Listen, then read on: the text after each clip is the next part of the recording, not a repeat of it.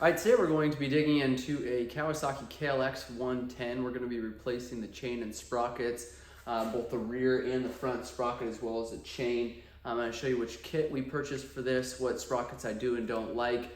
Also, we're going to do a service video on this. We've got to clean the carburetor and do a couple other things, so make sure you check out our channel for those videos. We're also going to be doing a complete overview of this bike, going over all the details, different specs on it and things like that. So you've got a good overview of what this bike looks like, what you're getting into if you're looking at purchasing one of these, or if you're trying to service it. We'll go through that as well. So definitely check out our channel. I appreciate a thumbs up. Hit that subscribe button if that's helpful for you guys. That way you're notified when we get new videos posted.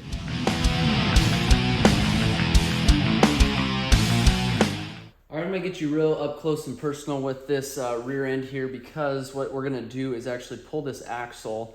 If all we were simply doing was tightening this chain, what we do is just loosen this nut here, putting a wrench obviously on the other side of this axle so the whole thing doesn't spin, and then we'll just take and actually tighten these down. You wanna make sure it's adjusted the same on either side. You can see here we are completely 100% out of room to adjust this, so we're beyond needing to put new chain and sprockets on this bike. But we're at to that point now where we can pull this cotter pin. A lot of times these are bent out and up, and I see somebody already started working on this one here. So just take and grab either side dikes or a pair of pliers.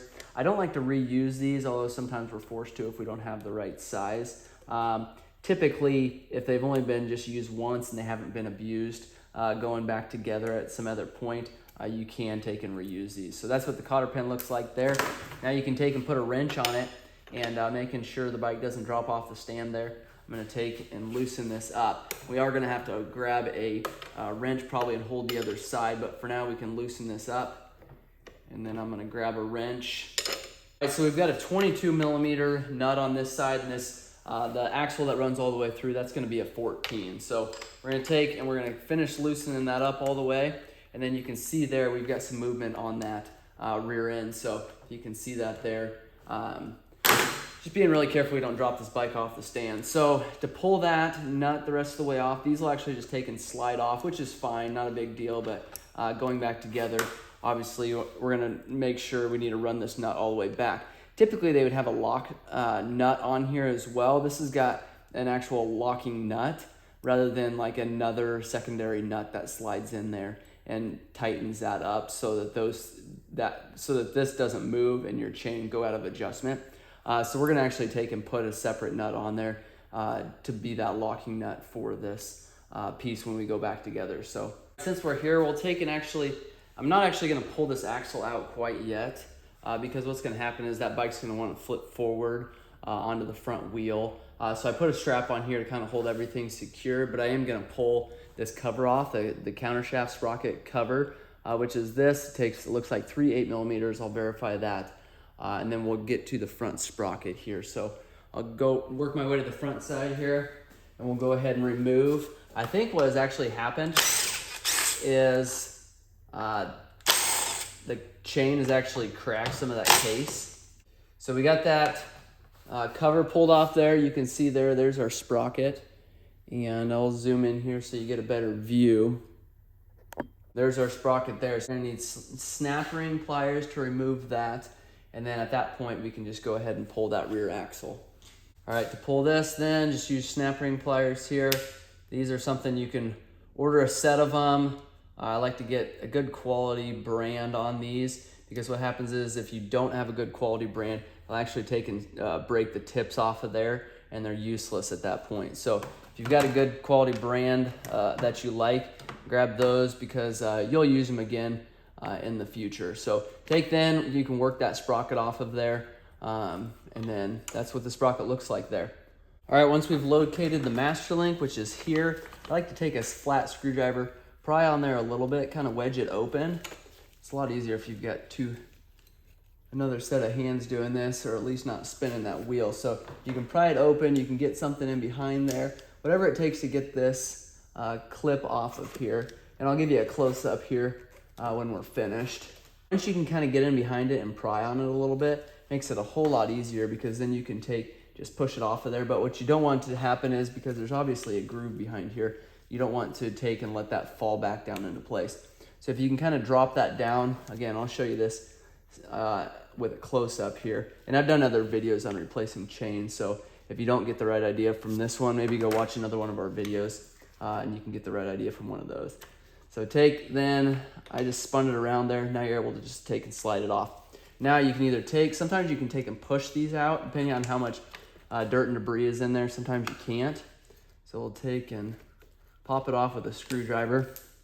We're not gonna reuse these parts because obviously they're completely worn out. So now the chain's gonna drop down.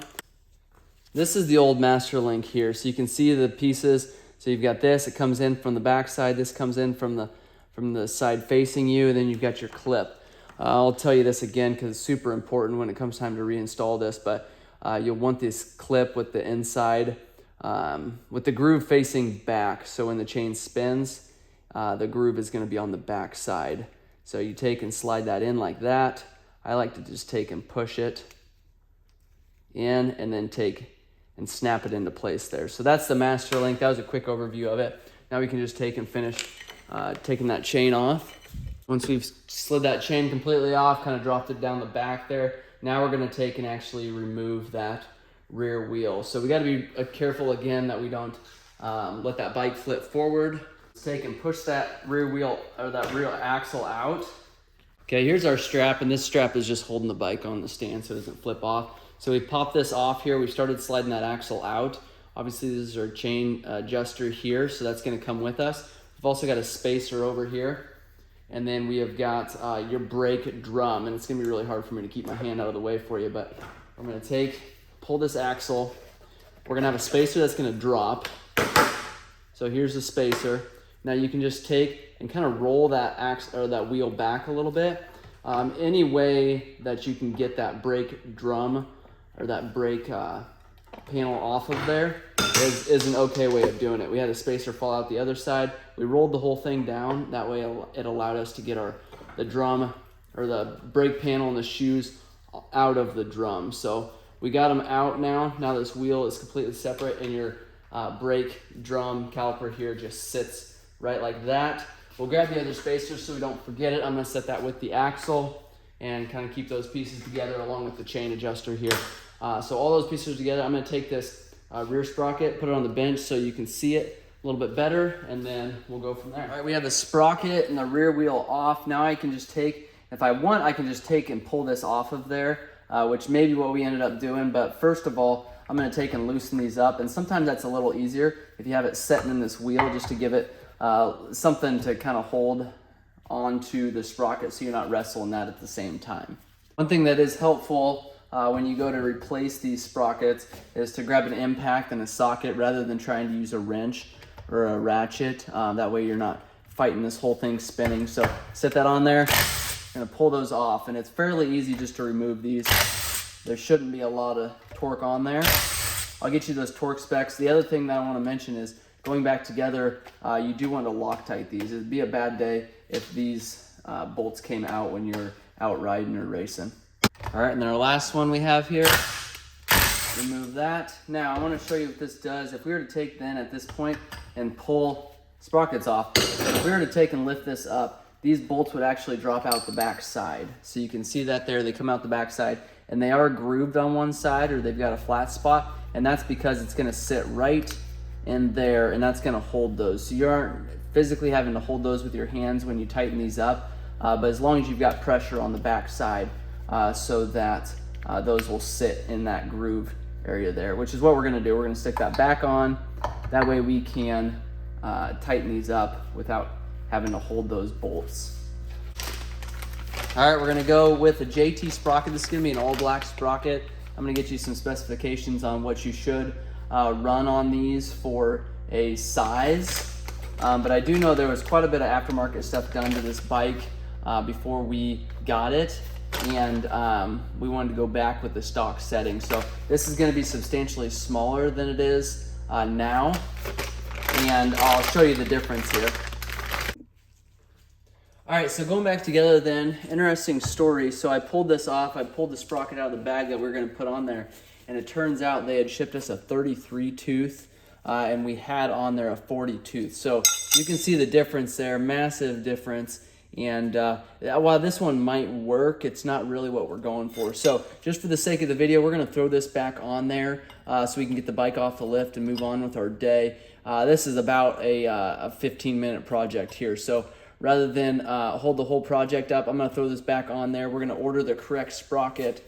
That way I can just show you the remainder of how to install this. So again, not gonna use this one, 33 tooth. This is a JT sprocket. It's a steel sprocket as opposed to aluminum. Now, a couple things I want to tell you about these aluminum sprockets. They do wear out quicker. They are lighter. So if you're going to do some competition racing, maybe you go with the aluminum sprocket. Thing is, for this customer here, strictly trail ride, strictly kids riding, we don't need to shave off the extra half of a pound, or even if it's that. So we're gonna go back with a steel sprocket. It just lasts longer. The reason I like the steel sprockets for this purpose on the motorcycle is because the steel sprocket, the chain is going to outlive the steel sprocket. This aluminum sprocket may end up wearing out faster than the chain, depending on the amount of power that you have to your bike. So this is not necessarily talking about the KLX because there's not an insane amount of power, but on other bikes. So that's why I like to go with the steel sprocket. They kind of wear out the same. Now, when we were doing racing, we use aluminum sprockets to save weight, but we were also replacing that chain and sprocket all the time. So it didn't really matter if it was gonna wear out or not. We were going for weight savings as well as less resistance to that rear wheel. So I can see we're about out here on this, a little bit on there. And now we're gonna take and run these bolts on there. Again, we should have, as long as this is up against something on the back side, those bolts will stay in place. Then we can just take and impact them on there, then we'll torque them down. All right, we'll run these other three on, and then we'll be ready to go back together again. Pretty quick and easy project here, but I wanted to show you the entire project process.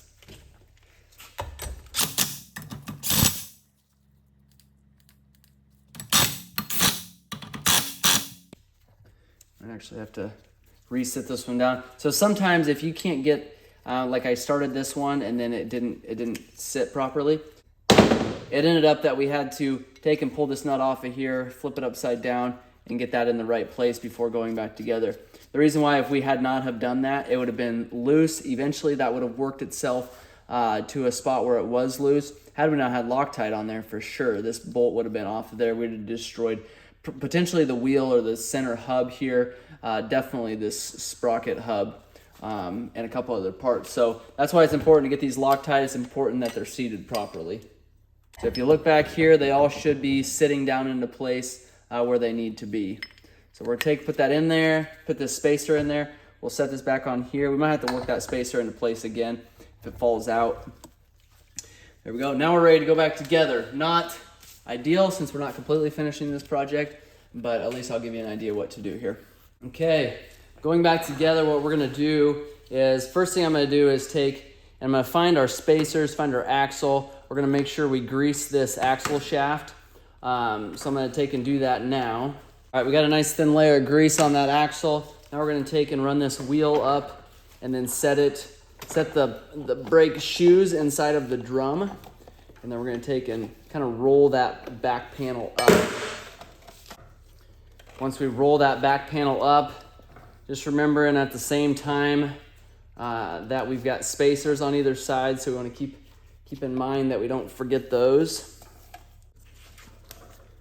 I'm gonna start that axle here, then I'll take and put this spacer into place, pinch it in between there, run this axle 3/4 of the way through. Here, it's a little bit thicker. It actually sits in the seal, the sprocket hub.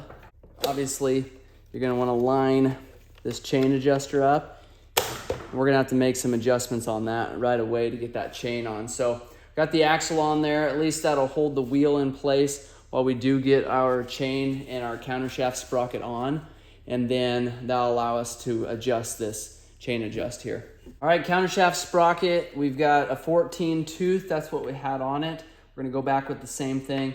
Take and slide that in the grooves there, clean that area all up. Take our snap ring and our snap ring pliers and open that snap ring up so that you're able to slide that into place. You do want to make sure that you can hear it click or see it click into place. That means that snap ring is seated properly. You shouldn't be able to just take and pull that off of there. If you can, that's a real bad day because that sprocket's going to work itself off. So now opening up the chain, this is a 420 chain. I don't remember if if this is cut to length or not.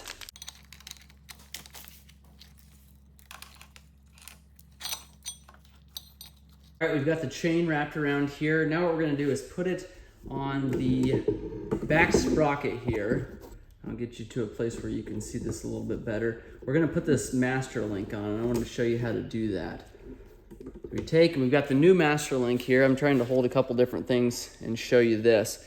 So we've got the clip already on the master link, so we're gonna take and obviously remove that so we can get it on. Okay, master link is taken apart. We've got 3 pieces of this master link. Because it's not an O-ring chain, there's obviously no O-rings involved here. So we've got the master link, we've got the front clip, and then we've got the front plate, and then we've got the actual clip here. So I like to run them in from the back and using the sprocket to kind of hold everything together, and then we're able to take and put our plate on there. A lot of times what happens is there'll be words or something on the actual faceplate itself. It'll say 420, it'll say DID, it'll say different things depending on the brand. And that's typically facing out. So most of the time it doesn't matter, but sometimes I'll tell you that it does. So take your clip then and you're gonna run it up and open end on the back, like I said earlier, and then you're gonna take, and you can either take your fingernail or a screwdriver and put that clip over top of the actual rivet running through there. Set that down. Now all you have left to do is take and just tap this down, and that'll sit into place there. Now you want to take something small, tap it in there, and you want to make sure that that is completely sealed together. And it's not looking like it quite is yet, and so a little more persuasion there. You might have to come in behind there, push this out a little bit more, push the master link out, and then squeeze it all together. No matter what you do, you just want to make sure that those are completely closed up, because if they're not, it's without a doubt going to come off. You're going to break some stuff up front. So we've got the master link in there, and we've got the closed side facing forward. So obviously your wheels turn it this way. That closed end of the master link is going to go to the engine first from the top here. So if that makes sense. Now the last thing that we've got to do is actually take and tighten up our axle there. We're going to tighten up our chain, obviously run these in so that we get our correct slack there. If we were just to leave it like this, you can see there that axle is just flexing. So we got a little bit of tighten up to do. Then I'm going to take and run an extra nut on here. This is not the correct nut anyways, so I might try to grab an extra nut there, tighten that up, and then I'll come back to you. All right, just finishing up the tightening process. So I realize this is not the right chain tensioner. So the main thing is you want to make sure that this axle is straight all the way across, so you don't want the whole entire wheel assembly crooked. So you want to make sure the center of that axle is in the same place on either side. And we've done that by putting a line there on this side and a line on this side and just centering those up. There's grooves here, I think 5. 1, 2, 3, 4, 5. Yep, so you just want to make sure that those are all in the correct position there, sliding back evenly together. So the other thing that you want to do behind the back chain slider, what I do is I do like a 2 to 2.5 finger gap there. So up and down there, slide your hand underneath of the chain, 2.5 fingers there. So that's about where you want it to be. Now, I would say that not too long after you go out and start riding this thing, you want to double check that that's the right tension, because these do seem to wear fairly quickly, kind of get in the groove there and loosen up. So make sure you check that before you go out and do a long day out in the woods. So next thing we're gonna do, also, like I said, this thing not being the right one, I'm gonna go grab a nut that's the right size here. Actually, I'm gonna order the correct eyelet here for this so that we're using the same parts going back together. But for now, I'm gonna tighten up this axle and then put our cotter pin in there. I showed you how to do that when I removed this. just do the same thing in reverse. So stick that cotter pin through and then spread that out so that it doesn't fall out. That just allows you to not have to go completely Hulk mode on this axle here.